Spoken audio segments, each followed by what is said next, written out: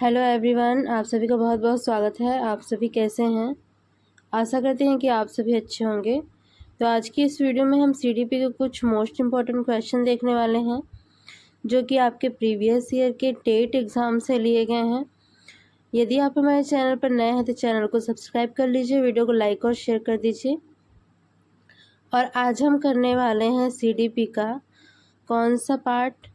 तो आज हम सीडीपी का 11वां पार्ट करने वाले हैं, ठीक है। तो इसके पहले की यदि वीडियो आपने नहीं देखी है, 10 तक के पार्ट यदि आपने नहीं देखे हैं, तो डिस्क्रिप्शन बॉक्स में प्लेलिस्ट की लिंक दी गई है, वहाँ से जा कर के आप सभी वीडियोस को जो है देख सकते हैं। तो चलिए आज की वीडियो शुरू करते हैं। तो आज का हमारा पहला क्वेश्चन है। क्वेश्चन दिया गया है, शारीरिक विकास के संदर्भ में बच्चे डैश पहले हासिल करते हैं और फिर डैश के कौशल सीखते हैं। तो यहाँ पर ऑप्शन दिए गए हैं, स्थूल गतिक कौशल, सूक्ष्म मांसपेशियों के इस्तेमाल, सूक्ष्म गतिक कौशल, स्थूल मांसपेशियों के इस्तेमाल, या फिर भाषा विश्लेषणात्मक तर्क, या फिर विश्लेषणात्मक तर्क भाषा। तो शारीरिक विकास के संदर्भ में जो है बच्चे क्या करते हैं, सबसे पहले क्या करते हैं, तो सबसे पहले वो क्या सीखेंगे, स्थूल गतिक कौशल को सीखते हैं, ठीक है। क्या सीखेंगे? सबसे पहले स्थूल गतिक कौशल को सीखेंगे बच्चे।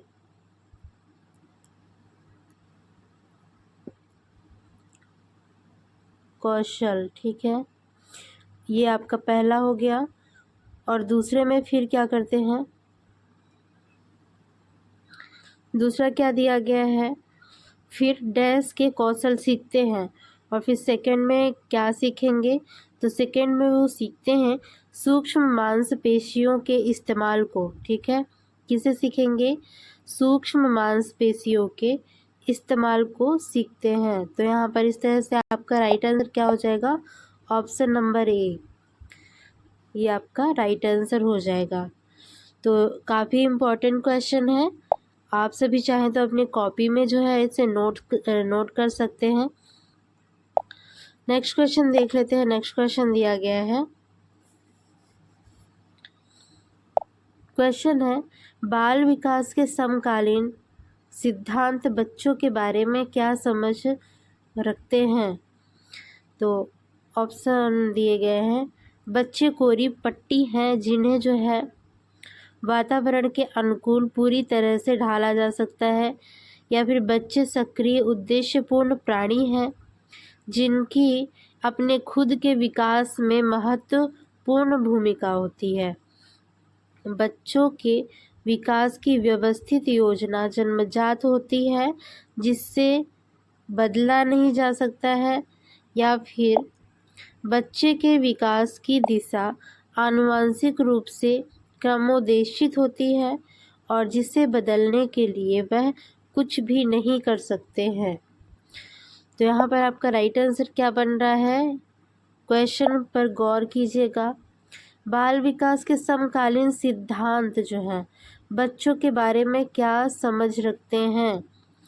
तो यहाँ पर आपका ऑप्शन हो जाएगा, राइट आंसर जो है ऑप्शन नंबर बी हो जाएगा। बच्चे जो हैं सक्रिय उद्देश्यपूर्ण प्राणी होते हैं, ठीक है, जिनकी अपने खुद के विकास में महत्वपूर्ण भूमिका होती है। तो सबसे करेक्ट ऑप्शन यही है, ठीक है।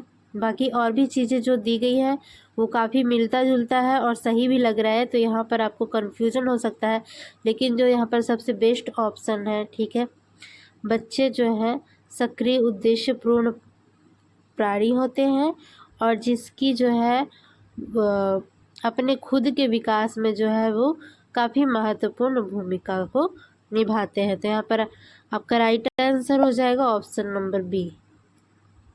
नेक्स्ट क्वेश्चन देखते हैं। नेक्स्ट क्वेश्चन दिया गया है, विकास के संदर्भ में कौन सा कथन सही है?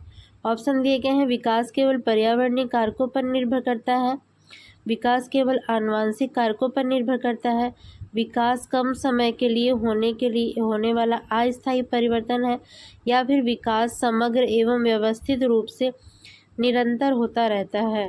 तो यहाँ पर आपका राइट आंसर हो जाएगा ऑप्शन नंबर डी। ठीक है, विकास क्या होता है? समग्र एवं व्यवस्थित रूप से निरंतर चलता रहता है। ठीक है, तो यही आपका राइट आंसर हो जाएगा। नेक्स्ट क्वेश्चन देख लेते हैं। क्वेश्चन दिया गया है, प्रतीकों के निर्माण एवं उपयोग करने की क्षमता डैश की एक प्रमुख उपलब्धि होती है? संवेदी पेशी अवस्था की, और पूर्व संक्रियात्मक अवस्था की, या फिर मूर्त संक्रियात्मक अवस्था की, या फिर अमूर्त संक्रियात्मक अवस्था की। तो प्रतीकों के निर्माण एवं उपयोग करने की जो क्षमता होती है, तो यह किस अवस्था की प्रमुख उपलब्धि है? आप सभी से ये पूछा गया है। तो यहाँ पर आपका राइट आंसर हो जाएगा ऑप्शन नंबर बी, पूर्व संक्रियात्मक अवस्था। ठीक है, पूर्व संक्रियात्मक अवस्था जो है एक प्रमुख अवस्था जो है, इसमें जो है प्रतीकों के निर्माण एवं उपयोग करने की जो है क्षमता का विकास होता है। कब होता है? पूर्व संक्रियात्मक अवस्था में। नेक्स्ट क्वेश्चन देखते हैं। क्वेश्चन दिया गया है, पियाजे के सिद्धांत के अनुसार वह कौन सी प्रक्रिया है जो एक शिशु की क्रिया का वर्णन करती है, जिसमें वह गोलाकार वस्तुओं की जगह पर समकोण वस्तुओं तक पहुंचने के लिए अपने हाथों के पकड़ने के तरीके को बदलती है? समायोजन, अनुबंधन, अंतर्विषयकता, या फिर स्कीमा। तो यहाँ पर आपका राइट आंसर क्या हो जाएगा? ऑप्शन नंबर ए, समायोजन। ठीक है, आपका राइट आंसर हो जाएगा option number A. Important question है, याद रखना है। नेक्स्ट क्वेश्चन देखते हैं। क्वेश्चन दिया गया है, लॉरेंस कोहलबर्ग के अनुसार किस स्तर पर व्यक्तिगत आवश्यकताओं की संतुष्टि नैतिक चयन को निर्धारित करती है? ऑप्शन दिए गए हैं, विनिमय उद्देश्य अभिविन्यास, सजा व आज्ञा पालन अभिविन्यास, सार्वभौमिक नैतिक सिद्धांत अभिविन्यास, या फिर अच्छा लड़का और लड़की अभिविन्यास।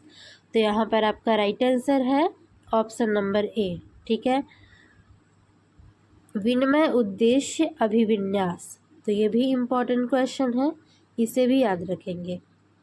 नेक्स्ट क्वेश्चन देखते हैं।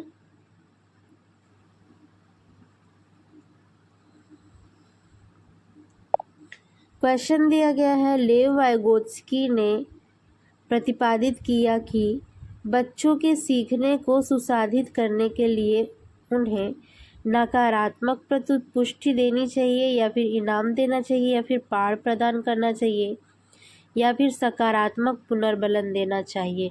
तो लेव वाइगोत्स्की जी के अनुसार पूछा गया है। तो यहाँ पर आपका राइट आंसर क्या हो जाएगा? Option number C. ठीक है, पाठ प्रदान करना चाहिए। नेक्स्ट क्वेश्चन देख लेते हैं।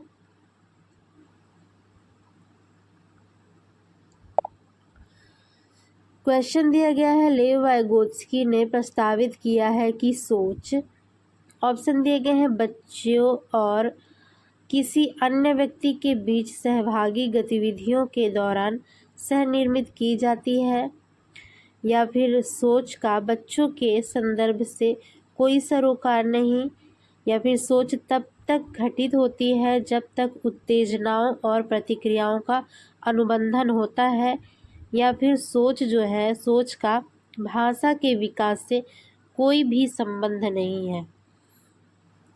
तो यहाँ पर आपका राइट आंसर हो जाएगा ऑप्शन नंबर ए। ठीक है, सोच जो है बच्चों और किसी अन्य व्यक्ति के बीच जो है सहभागी गतिविधियों के दौरान निर्मित की जाती है। ठीक है, तो यहाँ पर राइट आंसर बनेगा option number A. Next question देख लेते हैं। नेक्स्ट क्वेश्चन दिया गया है,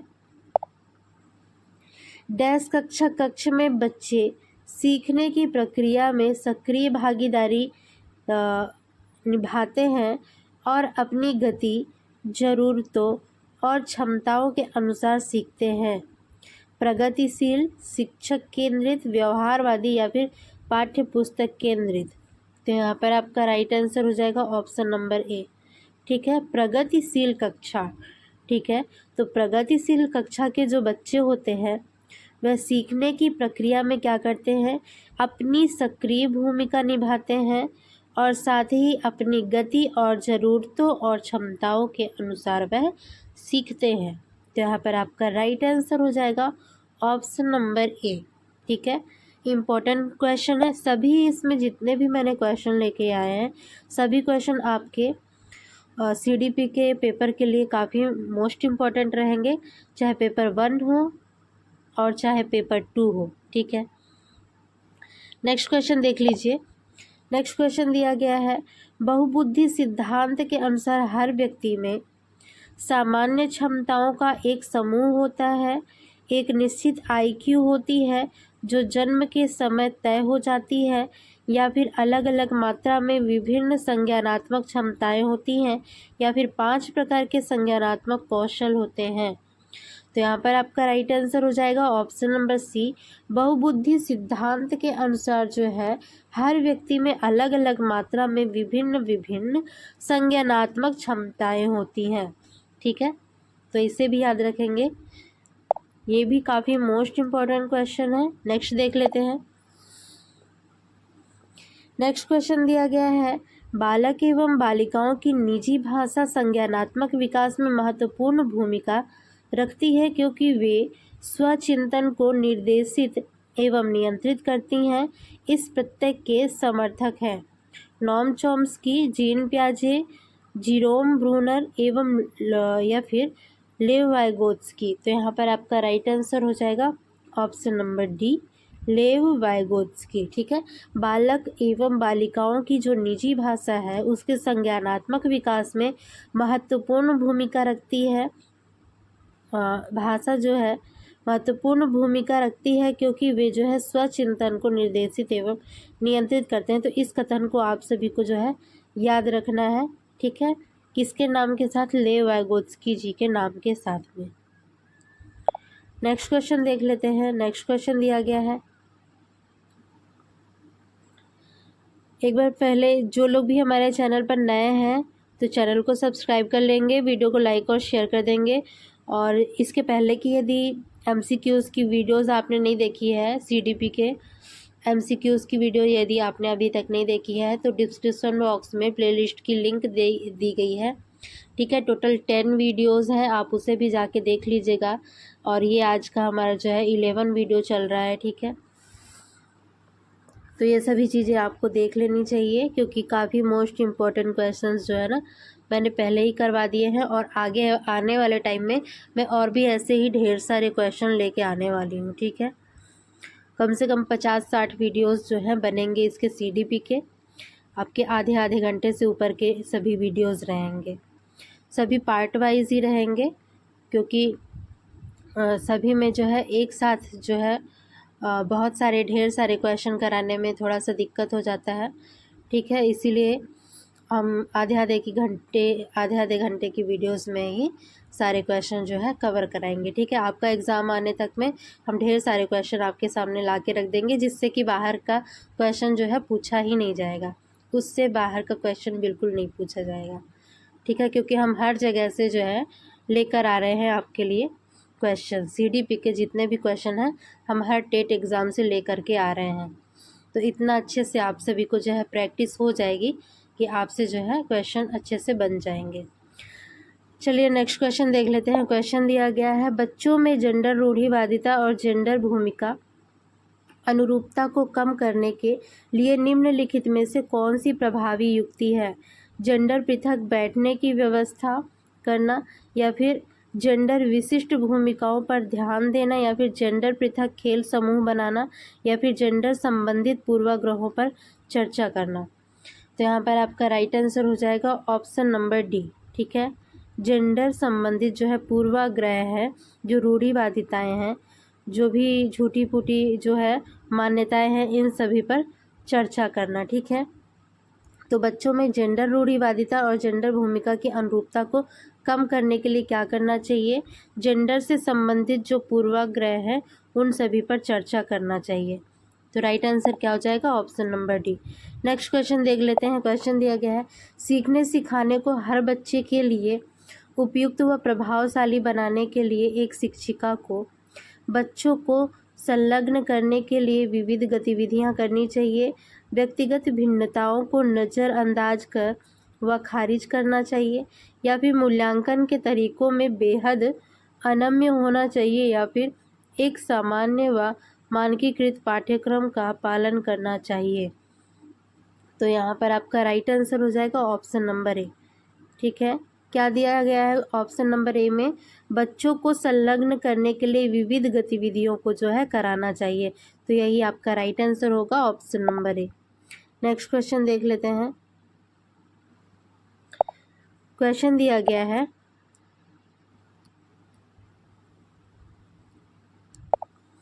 क्वेश्चन है, एक सामाजिक रचनात्मक कक्षा में स्मरण पर आधारित लिखित परीक्षाएं मूल्यांकन का एकमात्र तरीका होना चाहिए। आगे देख लेते हैं। ये कथन था आपका और तर्क दिया गया है। तर्क है, बच्चे जो है रटकर स्मरण करने द्वारा सबसे प्रभावी ढंग से सीखते हैं, सही विकल्प को चुनना है। तो यहाँ पर क्या ऑप्शन दिया गया है आपका? ए दे दिया गया है, आर दे दिया गया है, बी दे दिया गया है, सी दिया गया है और डी दिया गया है। तो यहाँ पर आपका राइट आंसर क्या होगा? तो यहाँ पर आपका राइट आंसर हो जाएगा ऑप्शन नंबर डी। ए और आर जो है दोनों ही कथन जो है यहाँ पर गलत हैं। ठीक है, तो आपको अगर एक साथ तो इसमें दिख नहीं रहा है, आप बारी बारी से करके इसे देख सकते हैं, और जिसमें कि ये दोनों कथन ही क्या हैं? गलत हैं। ठीक है, नेक्स्ट देख लेते हैं। कथन वाले क्वेश्चन दिए गए हैं, काफ़ी लंबे क्वेश्चन रहते हैं ये।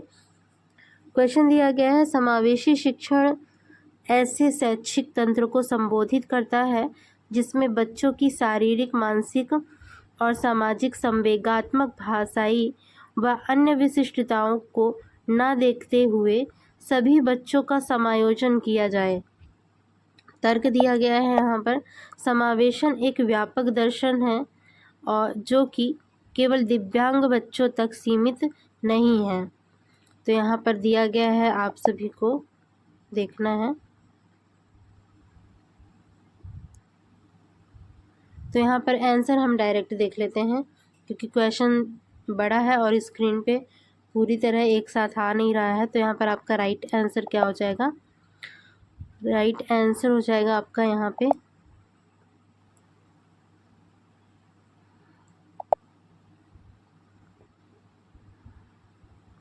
तो यहाँ पर आपका राइट आंसर हो जाएगा ऑप्शन नंबर ए। ठीक है, क्या दिया गया है यहाँ पर? दोनों ही सही हैं, ए और आर दोनों ही सही हैं। ठीक है, तो ए में क्या दिया गया है? समावेशी शिक्षण ऐसे शैक्षिक तंत्र को संबोधित करता है जिसमें जो है बच्चों की शारीरिक, मानसिक, संवेगात्मक, भाषाई व अन्य विशिष्टताओं को ना देखते हुए सभी बच्चों का जो है समायोजन किया जाता है इसमें। और समायोजन एक व्यापक दर्शन है जो कि केवल दिव्यांग बच्चों तक ही सीमित नहीं है। तो ये दोनों कथन जो हैं सही हैं। ठीक है, नेक्स्ट क्वेश्चन देख लेते हैं। नेक्स्ट क्वेश्चन दिया गया है,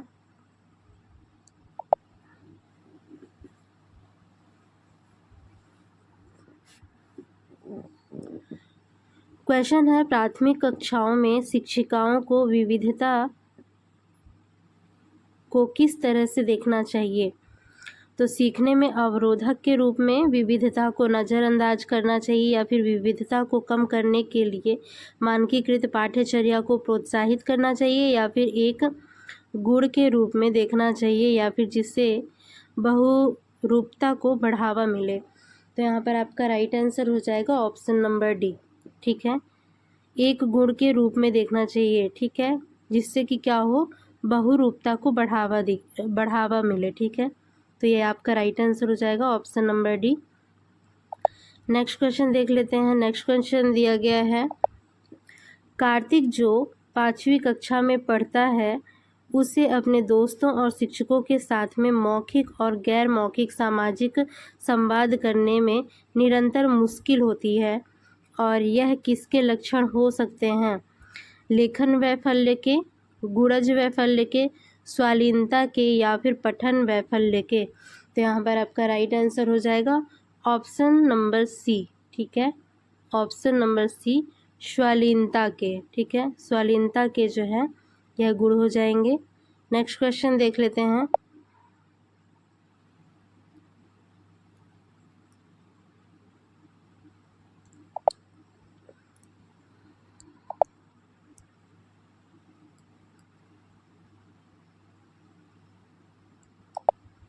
नेक्स्ट क्वेश्चन दिया गया है, निम्नलिखित में से कौन से शिक्षा शास्त्री प्रावधान एक दृष्टिबाधित विद्यार्थी की जरूरत के अनुसार उपयुक्त समायोजन हैं?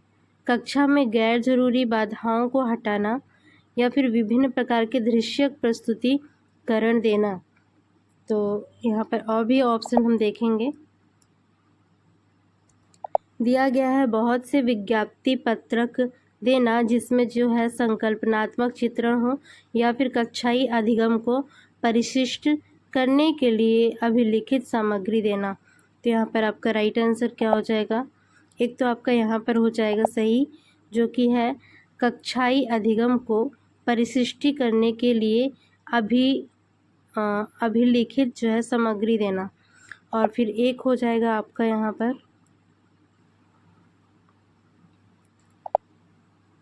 कक्षा में गैर जरूरी बाधाओं को जो है हटाना। तो यही दो जो ना है आपके आंसर है, ऑप्शन नंबर 1 और ऑप्शन नंबर 4। तो 1 और 4 किस में दिया गया है? आपके ऑप्शन नंबर सी में दिए गए हैं। ठीक है, तो यहाँ पर आपका राइट आंसर हो जाएगा option number C. Next question देख लेते हैं। नेक्स्ट क्वेश्चन दिया गया है, रचनात्मकता की एक पहचान विशेषता है। ऑप्शन दिए गए हैं, अपसारी सोच कई अलग अलग विचारों या उत्तरों को प्रस्तावित करने की क्षमता है, अपसारी सोच एक उत्तर पर ध्यान केंद्रित करने की क्षमता है, या फिर निष्क्रिय नकल की क्षमता है, या फिर लंबे गद्यांशों को रटने का कौशल है। तो रचनात्मकता की पहचान की विशेषता यहाँ पर पूछा गया है। तो यहाँ पर देख सकते हैं ऑप्शन नंबर ए में अपसारी सोच कई अलग अलग विचारों या उत्तरों को प्रस्तावित करने की क्षमता है। ठीक है, तो यहाँ पर आपका राइट आंसर क्या हो जाएगा? Option number A. Next question देख लेते हैं। नेक्स्ट क्वेश्चन दिया गया है, यदि शिक्षिका विद्यार्थियों की रचनात्मकता का आकलन करना चाहती है तो उसे कौन सा कार्य नहीं करना चाहिए? परिणाम से अधिक प्रक्रिया पर ध्यान केंद्रित करना चाहिए, या फिर विद्यार्थियों की आपस में तुलना करनी चाहिए, या फिर विद्यार्थियों की उनकी पूर्व निष्पादन से तुलना करनी चाहिए, या फिर स्व आकलन के अवसर प्रदान करने चाहिए। तो यहाँ पर आपका राइट आंसर हो जाएगा ऑप्शन नंबर बी। ठीक है, विद्यार्थियों की आपस में जो है तुलना करनी चाहिए, यह जो है ऐसा जो है टीचर को नहीं करना चाहिए। ठीक है, ऐसा शिक्षिका को विद्यार्थियों के साथ में नहीं करना चाहिए कि वो अपने विद्यार्थियों की जो है एक दूसरे विद्यार्थियों की से जो है तुलना करे। ठीक है, विद्यार्थियों के मध्य में तुलना नहीं करना चाहिए, बस यही इसका है आंसर।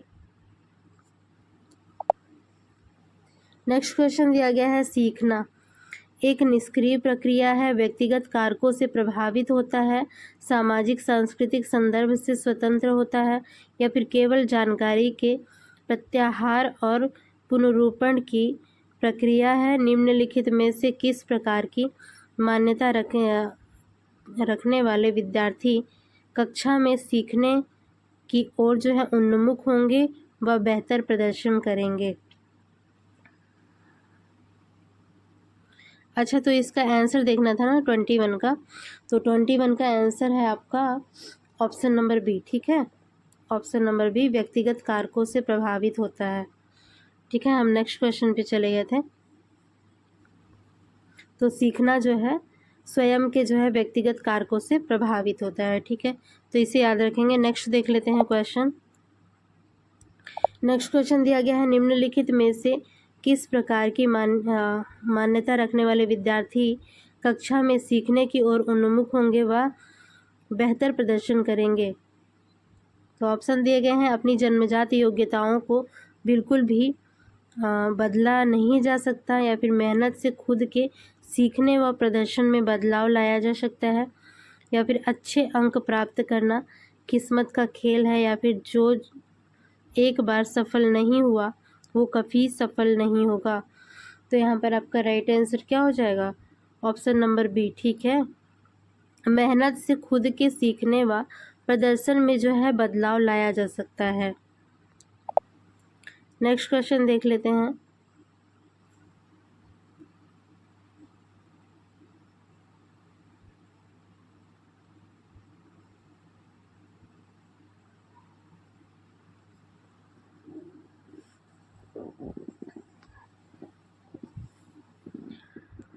क्वेश्चन दिया गया है, शिक्षकों को अपनी कक्षा में महारत उन्मुख विद्यार्थियों को तैयार करने के लिए क्या करना चाहिए? उच्च अंक प्राप्त करने के लिए अधिक जोर देना चाहिए, विद्यार्थियों को सभी प्रतियोगिताएं जीतने के लिए प्रोत्साहित करना चाहिए, या फिर सीखने की प्रक्रिया में आनंद व खुशी की अनुभूति महसूस करवाना चाहिए, या फिर असफलता से बचने के लिए उनमें तनाव व डर जो है पैदा करना चाहिए। तो यहाँ पर आपका राइट आंसर क्या है, देख लेते हैं। पूछा क्या गया है, शिक्षकों को अपनी कक्षा में महारत उन्मुख विद्यार्थियों को तैयार करने के लिए क्या करना चाहिए। तो यहाँ पर एक हमने ऑप्शन देखा था कि सीखने की प्रक्रिया में आनंद व खुशी की अनुभूति जो है महसूस करवाना चाहिए, ठीक है। तो यहाँ पर क्या आंसर हो जाएगा आपका? Option number C. Next question देखते हैं, निम्नलिखित में से कौन सी प्रणाली विद्यार्थियों को अर्थपूर्ण तरीके से सीखने में मदद करेगी? ज्ञान को विद्यार्थियों के निजी जीवन से जोड़ना, केवल विद्यार्थियों को अच्छे अंक प्राप्त करने के लिए शिक्षण करना, या फिर बारंबार वेधन व अभ्यास पर बल देना, या फिर बहुत सी जानकारी को एक ही समय पर याद रखने का प्रयास करना। तो यहाँ पर आपका राइट आंसर हो जाएगा ऑप्शन नंबर ए, ठीक है। ज्ञान को जो है विद्यार्थियों के निजी जीवन से जोड़ना, जिससे है विद्यार्थी जो है अर्थपूर्ण तरीके से जो है सीख सकेंगे। नेक्स्ट क्वेश्चन दिया गया है,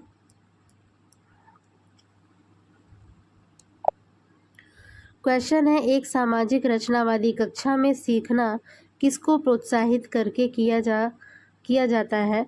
अधिसंज्ञानात्मक कौशल, स्वनियमितता, या फिर विवेचनात्मक सोच, या फिर समस्या समाधान, या फिर अर्थहीन वेधन व दोहराना। तो एक सामाजिक रचनावादी कक्षा में जो है सीखने को किस तरह से प्रोत्साहित किया जा सकता है? तो यहाँ पर आपका कौन कौन सा ऑप्शन जो है सही हो जाएगा? तो आपके यहाँ पर ये जो ऊपर के 4 ऑप्शन हैं, अधिसंज्ञानात्मक कौशल, ठीक है, स्वनियमितता और विवेचनात्मक कौशल, और साथ ही समस्या समाधान, ये चारों जो है आपके राइट है। तो इस तरह से आपका राइट आंसर हो जाएगा ऑप्शन नंबर सी। जबकि ये जो है निगेटिव पॉइंट है, ठीक है, अर्थहीन और दोहराव, ये जो है निगेटिव वर्ड है, निगेटिव टैगलाइन है आपकी। तो इस तरह से आप इसे भी आंसर पहचानने में जो है इसकी मदद ले सकते हैं। तो यहाँ पर आपका राइट आंसर क्या बन रहा है? ऑप्शन नंबर सी, ठीक है। यहाँ पर 4 मैंने लिख दिया था, ऑप्शन नंबर सी। ये जो 4 है ना, ये चारों जो हैं आपके एकदम करेक्ट हैं। नेक्स्ट क्वेश्चन देखते हैं,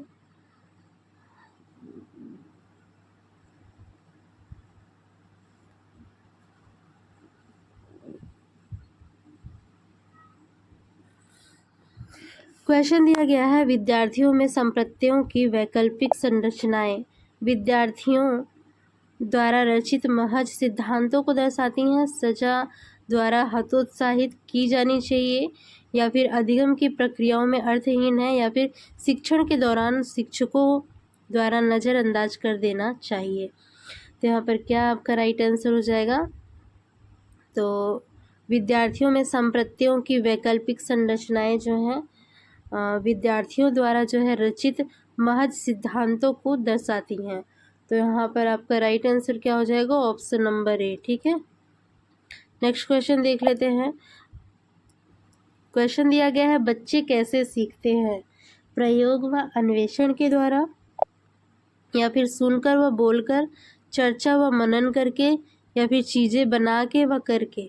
तो यहाँ पर सभी को राइट आंसर पता होगा। ऑप्शन नंबर ए जो है बिल्कुल राइट होगा, क्योंकि ये चारों ही जो है आपके बच्चों के सीखने में काफ़ी महत्वपूर्ण भूमिका अदा करते हैं।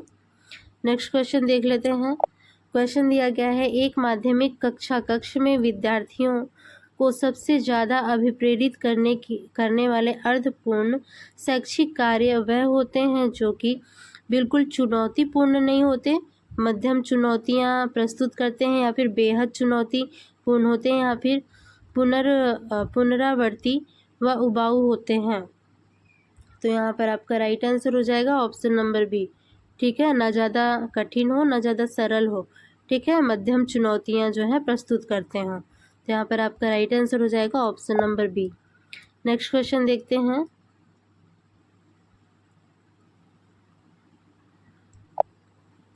क्वेश्चन दिया गया है, अधिगम को अर्थपूर्ण बनाने के लिए उसे डैश से जोड़ा जाना चाहिए।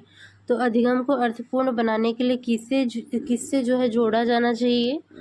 अनुशासन व तनाव से, डर व सजा से, या फिर आनंद व संतुष्टि से, या फिर उपलब्धि एवं प्रतिस्पर्धा से। तो यहाँ पर आपका राइट आंसर हो जाएगा ऑप्शन नंबर सी। ठीक है, आनंद व संतुष्टि से जो है जोड़ा जाना चाहिए। अधिगम को अर्थपूर्ण बनाने के लिए किससे जोड़ा जाना चाहिए? आनंद व संतुष्टि से।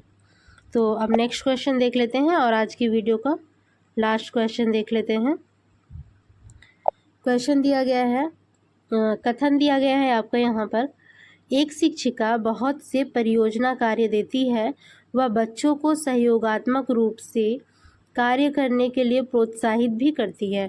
ठीक है, और तर्क है, बच्चे अपने सहकक्षियों से जो है चर्चा करके बहुत कुछ सीखते हैं और सही विकल्प चुनें। तो यहाँ पर सही विकल्प वाला क्वेश्चन दिया गया है, तो आपका राइट आंसर क्या हो जाएगा? तो यहाँ पर दोनों ही जो है काफ़ी पॉजिटिव लग रहे हैं। ठीक है, तो दोनों ही कथन जो हैं काफ़ी पॉजिटिव हैं। कथन ए और तर्क दोनों ही जो आपके सही हैं। तो यहाँ पर आपका आंसर हो जाएगा